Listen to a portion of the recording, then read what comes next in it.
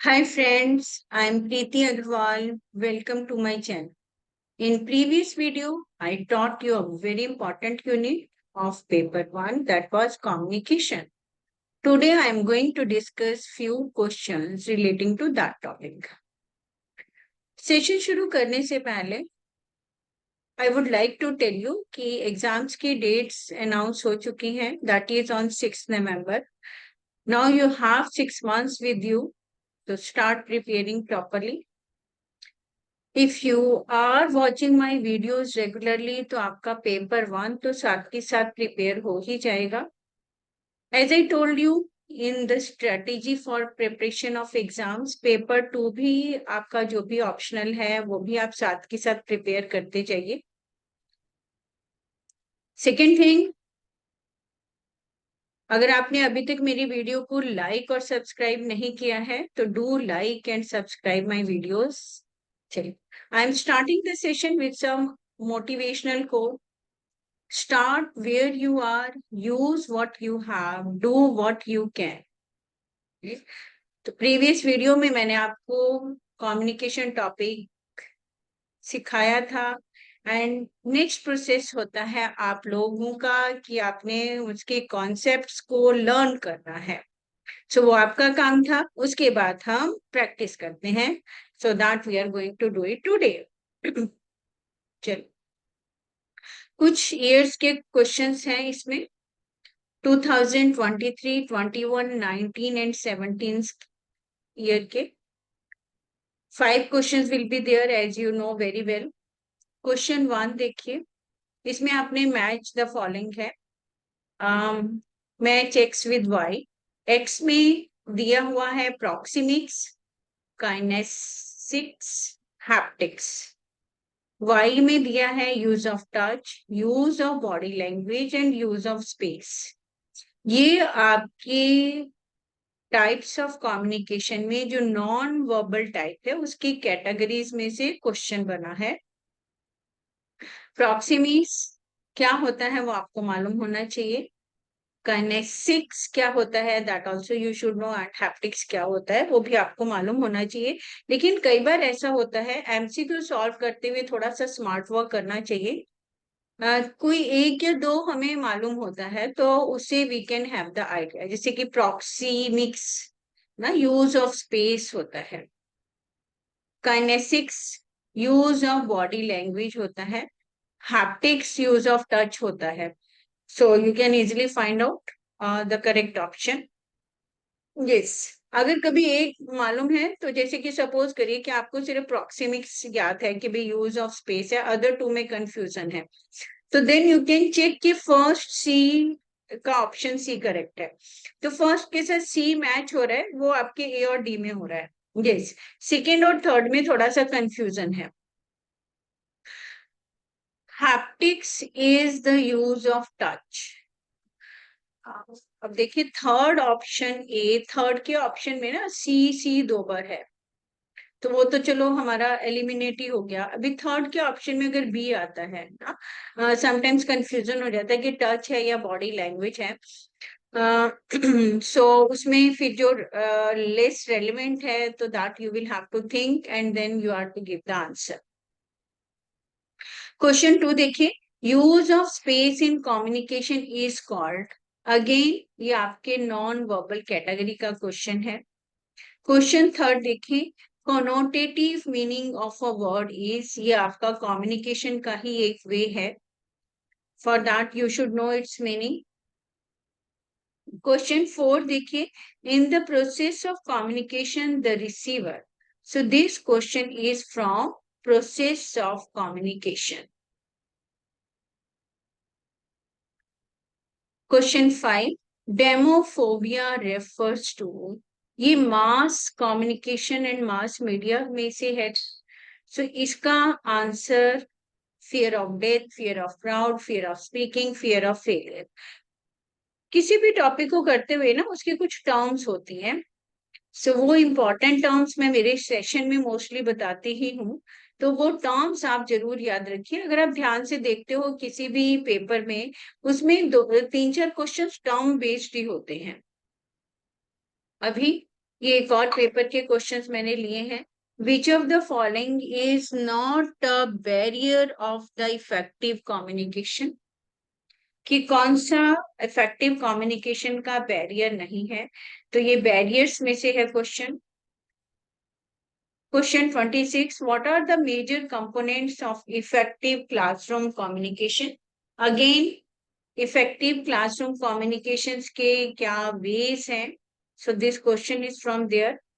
अब देखिए अगेन, जब कभी ऐसा है कि 1 2 3 4 5 एंड आपने उसमें से सिलेक्ट करना है। अब देखिए इफेक्टिव क्लासरूम कम्युनिकेशन के कंपोनेंट्स की बात कर रहा है।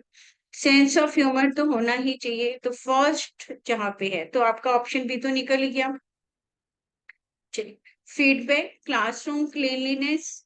क्लीनलीनेस एक ऐसा पार्ट है जो कम्युनिकेशन का पार्ट नहीं हो सकता। Body language, safe environment. तो अब आप देखिए फीडबैक भी होगा तो सेकंड भी होना चाहिए, तो बी और डी ऑप्शन निकल गए। अब आपके पास ए और सी है, इसमें से आपने चूज करना है। So that you will have to think what can be the right choice.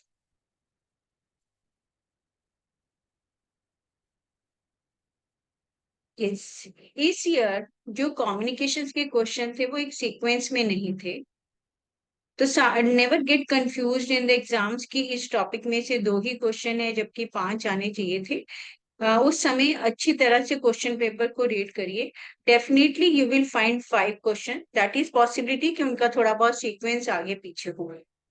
Question 41, which one is not the organisational barriers in communication. Again barriers of communication में से क्वेश्चन है। complexity in organizational structure, too rigid or loose organizational policy, premature evaluation, poor organizational facilities. तो that you can just think कि बाकी सब options organisation से related है, whereas one is not related with the organization. So you can easily find out the answer. What are the functions of mass communication? Mass communication के functions की बात कर रहा है। Surveillance, correction, feedback, entertainment. अब देखिए surveillance, entertainment ये तो 100% श्योर ही है ना, 1 और 4। तो आपके पास सी और डी दो ऑप्शन रह गए, ए और बी तो निकल ही गए। यस, अब उसमें second and third. Mass communication का मतलब करेक्शन से क्या मतलब हो सकता है। So you can think over it. ये आपका नेक्स्ट क्वेश्चन है। During the process of communication, sender encodes for the media and receiver decodes the message. Sender decodes for the media and receiver encodes the message. Medium encodes and decodes the message from the sender. Medium encodes and decodes the message from receiver.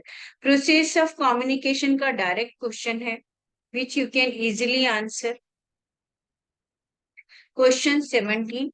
Proxemics is the type of non-verbal communication. ये already proxemics again repeat हुआ है. Which deals with what? Question 18 देखिए, language barriers. Barriers वाले topic में से question है। In communication exists due to the difference in the sender's recognition vocabulary and receiver's user vocabulary. Recognise कौन करता है और यूजर कौन करता है, इस चीज को थोड़ा सा ध्यान से सोचना है while doing the communication. The difference in senders user vocabulary and the receiver's recognition vocabulary. The sender's user vocabulary and the receiver's recognition vocabulary being alike, the sender's recognition vocabulary and the receiver's users vocabulary being same. C और D option तो निकल ही गए हैं, सिर्फ A और B में से you will have to find. Next question देखिए, in intrapersonal communication, type of communication का क्वेश्चन है। Sender sends and receive the message. अगर आपको इंट्रा का मीनिंग क्लियर है so then you can answer it within a fraction of second. Sender sends and another receiver receives a message. Sender sends and two receivers receive the message. Sender sends and the group receives the message. Question 20. The mass media impacts our society in different ways except word को ध्यान देना है. For influencing public opinion, for modification of behavior, for changing values and belief system, for judicial decisions. बहुत simple है ये question, अगर आपने functions को ध्यान से पढ़ा है. चलिए next question. In communication, attributing our own thoughts and feeling to others is called. Attributing our thoughts and feeling to others, उसको हम क्या कहते हैं? प्रोजेक्शन कहते हैं, या बैरियर तो हो ही नहीं सकता क्योंकि कम्युनिकेशन में ही क्या है ना, सो वो पॉसिबल नहीं हो सकता. स्टीरियोटाइपिंग, हेलो इफेक्ट, वो आपने सोचना है. नेक्स्ट क्वेश्चन देखिए. 19 के बाद 21 दिखाई दे रहा है. 20 मैंने राइट हैंड साइड पे लिखा क्योंकि वो क्वेश्चन की लेंथ थोड़ी बड़ी थी. तो 19 के बाद अगर 20 ही देखना है तो राइट हैंड साइड पे देखिए. Rearrange the steps in order in the process of interpersonal communication. Right. Sender, receiver, message, feedback, channel, encoding. अब देखिए इसमें बहुत ऐसे से मैच करने की जरूरत नहीं है. सीक्वेंस हमने पढ़ा है, पहले सेंडर होना चाहिए और लास्ट है फीडबैक. तो 1 और 4 जहां पे आता है तो आप easily you can find out the answer. The content of communication is called. उसको हम क्या कहते हैं? नॉइस कहते हैं? नहीं, नॉइस तो एक मीडियम है जिससे हम मैसेज प्रोवाइड करते हैं. Is it a message? Is it a channel? Is it a distortion? देखो नॉइस चैनल दोनों सिंपल सेम ही थिंग्स हैं, अगर आपको याद होगा. मैसेज, डिस्टॉर्शन, उसमें से अब आपने सोचना है. The process by which the receiver interprets the symbols used by the source of message by converting them into concept and idea is called. Interpret the symbols, right? Used by the source of message by converting them into concept and ideas, उसको हम क्या कहते हैं? The main purpose of communication is to impart. क्या चीज communication impart करता है? Skill तो देता नहीं है, ट्रेनिंग भी नहीं देता, डिसिप्लिन भी नहीं देता, क्या देता है? So the answer is with you.